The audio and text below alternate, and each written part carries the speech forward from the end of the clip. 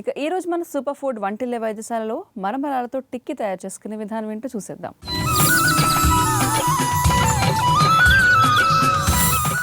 మరమరాలతో chat చాలా మంది చేస్తూ ఉంటారు డాక్టర్ గారు. అవునమ్మా, కానీ ఈ టిక్కి రెసిపీని ప్రేక్షకులందరికీ మనం చూపిద్దాం ఈరోజు. తప్పనిసరిగానమ్మా. న్యాచురోపతి ఫాలోవర్స్కి మరమరాలంటే ఏ ఐటెం చేసినా కమ్మగా ఉంటుంది. అది క్రిస్పీగా చాలా బాగుంటుంది. మరమరాలు కాస్త వేపిన తర్వాత పైన ఉప్పు నీళ్ళు ఇట్లా చిలుకుతారు.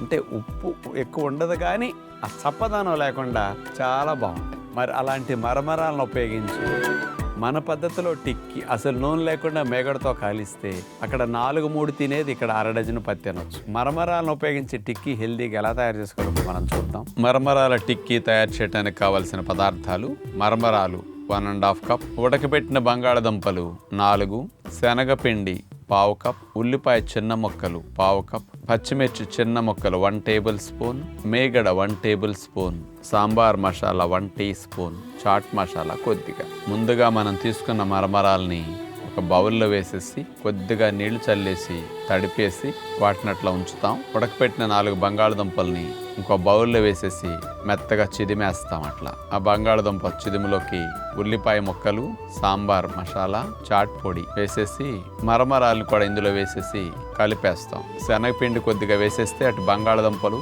ఈ శనగపిండిలో మరమరాల టిక్కీ పిండి సిద్ధమైపోతుంది అనమాట. కొద్దిగా పచ్చిమిరపకాయ ముక్కలు వేసేసి టిక్కీ పిండి సిద్ధం చేసుకున్నాం. మనకు కావాల్సిన సైజులో మరమరాల టిక్కీలను అట్లా సిద్ధం చేసుకుని పక్కన పెట్టుకుంటాం. మంచి నాన్ స్టిక్ పాన్ పైన మేగడ రాసేసి దానిపైన ఈ మరమరాల టిక్కీలు అట్లా పెట్టేసేసి సన్న సెక్క మీద కాల్చుకుంటాం. ఒకవైపు కాలిన తర్వాత మరోవైపు తిప్పి ఇట్లా కాలనిస్తాం. మరమరాలతో చేసినవి అసలు ఉప్పులేని లోటు తెలియదు, సాఫ్ట్గా చాలా బాగుంటాయి ఇవి. అందుకని మరమరాల టిక్కీ కానీ, బేల్పూరి కానీ, మరమరాల ఉప్మా ఇవన్నీ న్యాచురోపతి ఫాలోవర్స్ బాగా ఇష్టపడే ఐటమ్స్లో మరమరాలది ఒకటి. కాబట్టి ఈ ఐటమ్ని ఎప్పుడైనా చేసుకుని ఎవరైనా చాలా ఇష్టంగా తినగలుగుతారు.